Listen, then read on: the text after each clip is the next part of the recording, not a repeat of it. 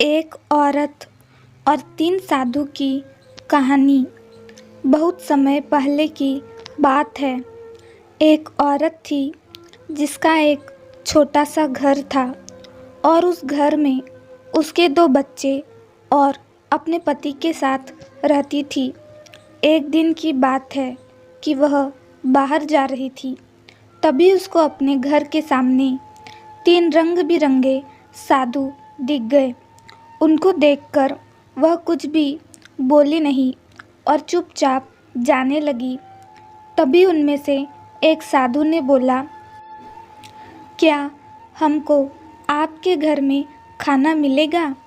वह बोली, क्यों नहीं, चलिए आप लोग अंदर, मैं अभी आती हूँ। तभी उनमें से एक साधु बोला, क्या आपके पतिदेव आपके घर पर है?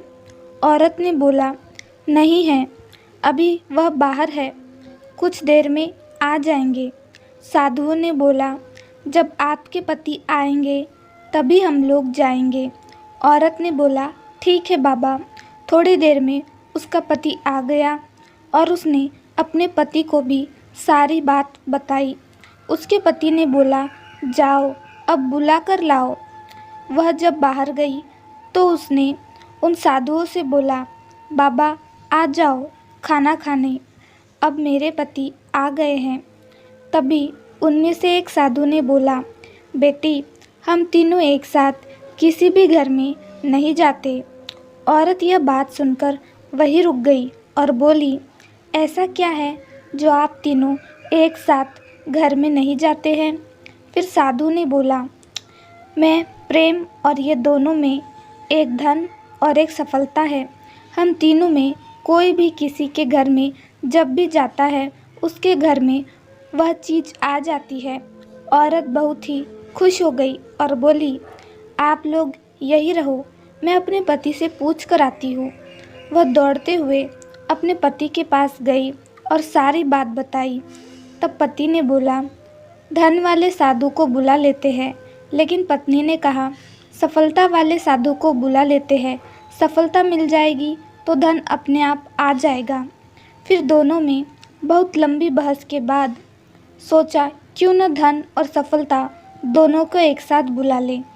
उसके बाद वह औरत बाहर आई और बोली, हम धन और सफलता दोनों को एक साथ ले जाना चाहते हैं।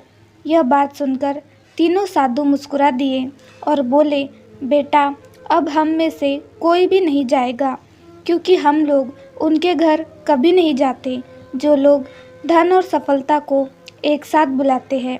यह बात सुनकर उस औरत को बहुत ही अफसोस हुआ और उदास मन से घर में चली गई। इस कहानी से हम लोगों को यह सीख मिलती है कि कभी भी लालच में आकर कोई काम न करे। अगर वह औरत प्रेम को घर में बुला लेती तो धन और सफलता दोनों उसको अपने आप मिल जाता। प्रेम से तो दुनिया को जीता जा सकता है। कहानी कैसे लगी हमें ज़रूर बताएं दोस्तों। चैनल पर नए हैं तो लाइक शेयर सब्सक्राइब ज़रूर करें। कहानी सुनने के लिए धन्यवाद।